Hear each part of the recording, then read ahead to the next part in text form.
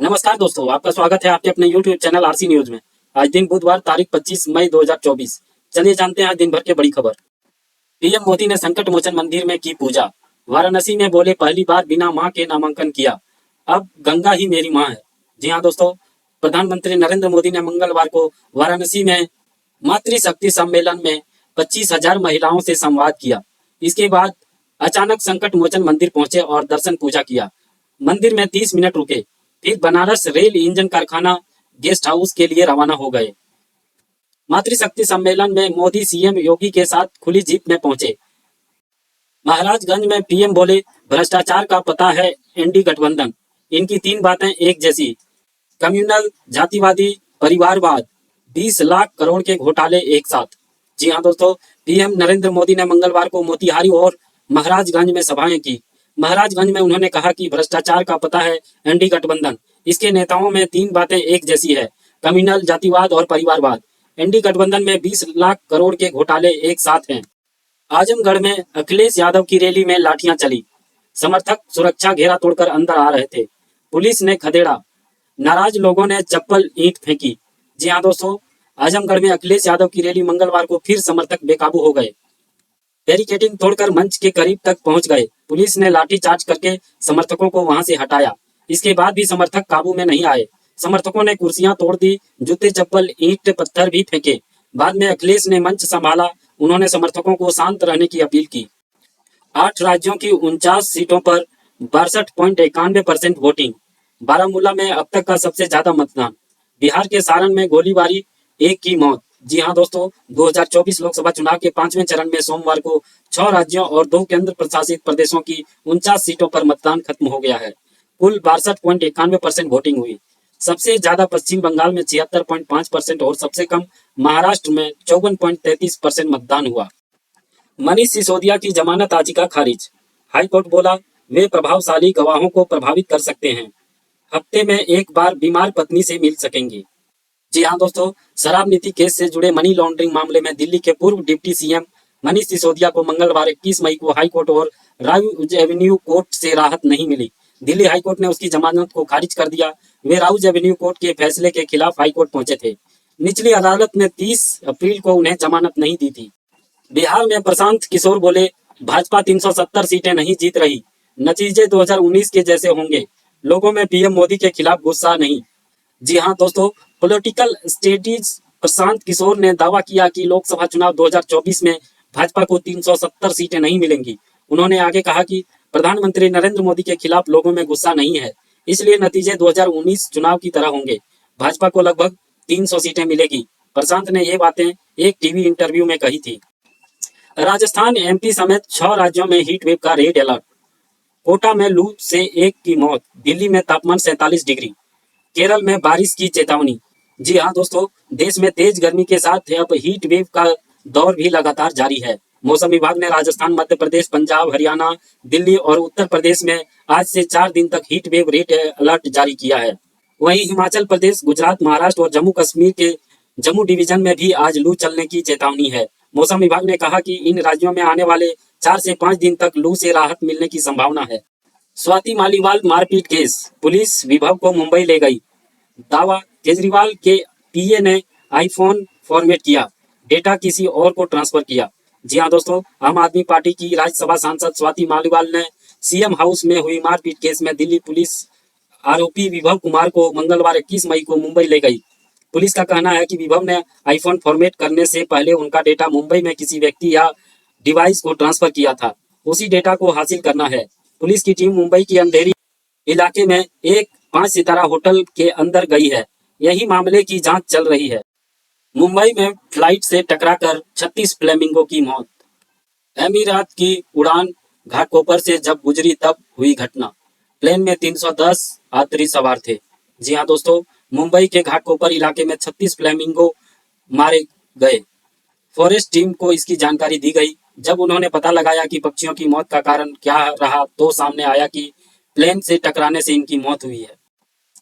छपरा में बवाल के बाद 2 दिन इंटरनेट बंद। आरजेडी बीजेपी समर्थकों में फायरिंग, 1 की मौत।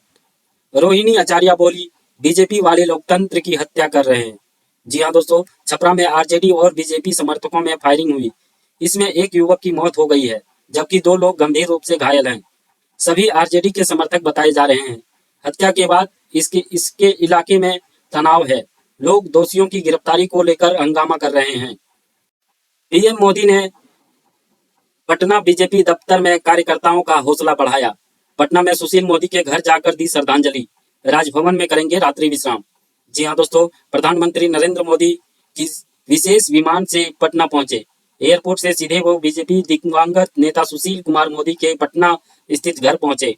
उन्होंने सुशील मोदी को श्रद्धांजलि दी और परिवार से भी मुलाकात की। इसके बाद प्रधानमंत्री बीजेपी ऑफिस पहुंचे, जहां उन्होंने पार्टी नेताओं के साथ करीब 2 घंटे तक मीटिंग की। इस दौरान पीएम मोदी ने बीजेपी नेताओं को जीत का मंत्र दिया। इसके साथ ही कई अन्य मुद्दों पर पार्टी नेताओं के साथ चर्चा की। पीएम मोदी बोले, सबसे बड़ा आरोप है कि मेरे पास 250 जोड़ी कपड़े हैं। कहा, गुजरात सीएम था तब पूर्व सीएम ने इल्जाम लगाया था। जी हाँ दोस्तों, पीएम मोदी ने कहा कि अपने राजनीतिक करियर में जो सबसे बड़ा आरोप उन पर लगा है वो यह है कि उनके पास 250 जोड़े कपड़े हैं। पीएम मोदी ने यह बात भुवनेश्वर में न्यूज एजेंसी पीटीआई को दिए गए इंटरव्यू में कही है।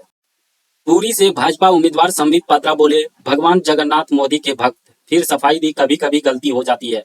जी हाँ दोस्तों, पुरी से भाजपा उम्मीदवार संबित पात्रा प्रचार के दौरान कहा कि भगवान जगन्नाथ भी प्रधानमंत्री मोदी के भक्त हैं। हालांकि बाद में उन्होंने इस पर सफाई दी। संबित पात्रा ने कहा कि मैंने पीएम मोदी के रोड शो की भारी सफलता पर मीडिया चैनलों को कई बाइट्स दी थी। सभी में मैंने यही कहा था कि मोदी जी भगवान जगन्नाथ प्रभु के भक्त हैं। एक बाइट में इसका उल्टा निकल गया। कभी कभी जीभ फिसल जाती है। ऐसे मुद्दे नहीं बनाना चाहिए। ईडी का दावा, आप पार्टी को 7.8 करोड़ अवैध फॉरेन फंडिंग मिली।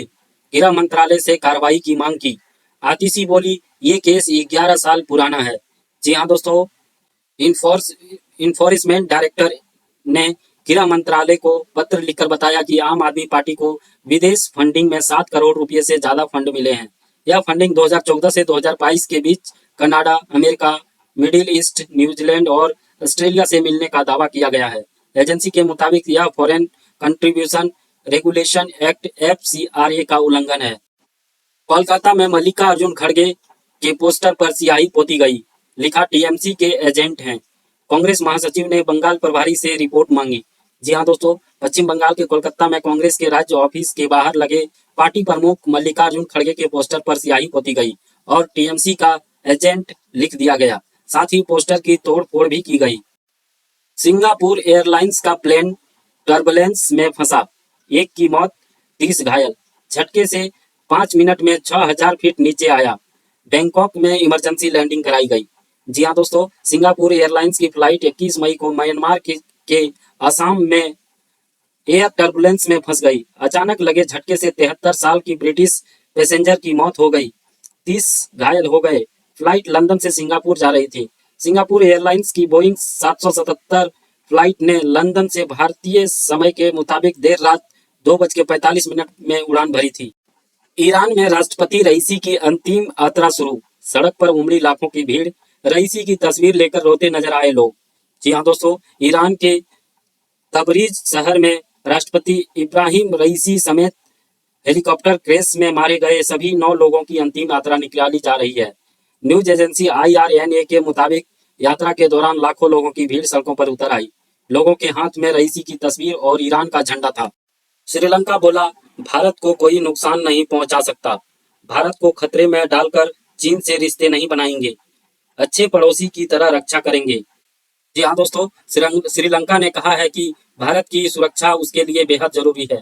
न्यूज एजेंसी ANI को दिए गए इंटरव्यू में श्रीलंका के विदेश मंत्री अली साबरी ने कहा कि उनका देश भारत की सुरक्षा को लेकर प्रतिबद्ध है। एक जिम्मेदार पड़ोसी के तौर पर वह किसी को भी भारत को नुकसान पहुंचाने नहीं देंगे। अमेरिका बोला, भारत विरोधी रिपोर्ट्स झूठी है, वहां धार्मिक स्वतंत्रता है। यूएस मीडिया ने कहा था, भारत में मुस्लिम दरकिनार हुए, मोदी जीते तो खतरा बढ़ेगा। जी हाँ दोस्तों, अमेरिकी मीडिया लगातार भारत में हो रहे चुनाव को मुसलमानों के खिलाफ बता रहे हैं। न्यूयॉर्क टाइम्स ने 19 मई को एक रिपोर्ट पब्लिश की थी, जिसमें कहा था कि भारत में रह रहे मुसलमान परिवारों को दरकिनार कर दिया गया है, वहां उनकी पहचान तक पर सवाल उठ रहे हैं। हेलीकॉप्टर क्रैश के 15 घंटे बाद मिला रईसी का शव। रात भर लोग ईरानी राष्ट्रपति की सलामी के लिए दुआएं करते रहे। जी हाँ दोस्तों, ईरान के 63 साल के राष्ट्रपति इब्राहिम रईसी का हेलीकॉप्टर हादसे में निधन हो गया। उसके साथ हेलीकॉप्टर में विदेश मंत्री हुसैन अमीरुद्दीन समेत 9 लोग सवार थे, सभी मारे गए। अगला खबर शेयर बाजार से जुड़ी है दोस्तों। शेयर बाजार का मार्केट कैप पहली बार $5 ट्रिलियन पार। 60 महीने से भी कम समय में $1 ट्रिलियन बढ़ा। 29 नवंबर 2023 को यह $4 ट्रिलियन था। जी हाँ दोस्तों, भारतीय शेयर मार्केट में आज यानी 22 मई को पहली बार $5 ट्रिलियन करीब 416 लाख करोड़ का आंकड़ा छू लिया है। मार्केट ने यह उपलब्धि ऐसे समय में हासिल किया है जब लोकसभा चुनाव के चलते foreign institution investor FII Bharat के मार्केट से अपना पैसा निकाल रहे हैं। सोना पहली बार 74,000 के पार, चांदी ने 92,444 का ऑल टाइम हाई बनाया। एक ही दिन में 6,000 रुपये बढ़ी कीमत। जी हाँ दोस्तों, सोना और चांदी ने आज यानी 22 मई को ऑल टाइम हाई बनाया है। Indian bulletin and jewellers association की वेबसाइट के मुताबिक कारोबार के दौरान 10 ग्राम सोना 839 रुपया महंगा होकर 74,222 रुपया का हो गया है। चांदी भी आज ऑल टाइम हाई पर पहुंच गई है। ये 6,071 रुपये महंगी होकर 92,444 रुपये प्रति किलोग्राम पर पहुंच गई है। चुनावी नतीजों के बाद शेयर बाजार में तेजी आएगी। पीएम मोदी बोले 10 साल में सेंसेक्स 25 से 75,000 पहुंचा। ONGC का मुनाफा 11,526 करोड़ हुआ। जी हाँ दोस्तों, कल की बड़ी खबर शेयर मार्केट से जुड़ी रही। प्रधानमंत्री नरेंद्र मोदी को विश्वास है कि 4 जून को लोकसभा चुनाव के नतीजे आने के बाद शेयर बाजार में तेजी देखने को मिलेगी। पीएम मोदी ने आगे कहा कि 10 साल पहले जब हमारी सरकार आई तो बाजार 25,000 सेंसेक्स पर था और अब 75,000 पर है। अगला खबर IPL से जुड़ी है। कोलकाता चौथी बार IPL फाइनल में पहुंचा। 8 विकेट से जीता पहला क्वालिफायर। हार के बावजूद हैदराबाद के पास मौका। स्टार्क जीत के हीरो। जी हाँ दोस्तों, कोलकाता नाइट राइडर्स IPL के फाइनल में पहुंच गई है। KKR ने मंगलवार को सनराइजर्स हैदराबाद को 8 विकेट से हराया। कोलकाता की टीम चौथी बार इस लीग के फाइनल में पहुंची है। इससे पहले टीम 2021 में फाइनल में पहुंची थी। वहीं हैदराबाद ने दूसरी क्वालिफायर 1 गंवाया है। अब भी सनराइजर्स के पास क्वालिफायर 2 जीतकर फाइनल में पहुंचने का मौका है। IPL एलिमिनेटर की टीमों का एनालिसिस। RR ने 56%, RCB ने 64% प्लेऑफ मैच हारे। राजस्थान की ताकत बॉलिंग, बेंगलुरु की बैटिंग मजबूत। जी हाँ दोस्तों, IPL में आज एलिमिनेटर मुकाबला खेला जाएगा। अहमदाबाद में राजस्थान रॉयल्स RR और रॉयल चैलेंज बेंगलुरु के बीच मैच शाम 7:30 बजे शुरू होगा। यहाँ राजस्थान ने 67 और बेंगलुरु ने 50% मैच जीते हैं। KKR सबसे ज्यादा IPL फाइनल खेलने वाली टीम बनी। श्रेयस वेंकटेश ने प्ले ऑफ में KKR के लिए दूसरी सबसे बड़ी साझेदारी की। जी हाँ दोस्तों, IPL का पहला क्वालिफायर जीतकर Kolkata night Riders KKR final में पहुंच गई है। टीम ने सनराइजर्स हैदराबाद को 8 विकेट से हराया। कोलकाता चौथी बार फाइनल में पहुंची है। IPL इतिहास में KKR 3 से ज्यादा बार फाइनल में पहुंचने वाली टीम बनी। वहीं प्ले ऑफ में श्रेयस अय्यर और वेंकटेश अय्यर KKR के लिए दूसरी सबसे बड़ी साझेदारी करने वाली जोड़ी बनी। आपका बहुत बहुत धन्यवाद दोस्तों, हमारे YouTube चैनल RC न्यूज को देखने के लिए। आप ऐसे ही बड़ी खबरों को देखने के लिए हमारे चैनल को सब्सक्राइब और लाइक कर सकते हैं।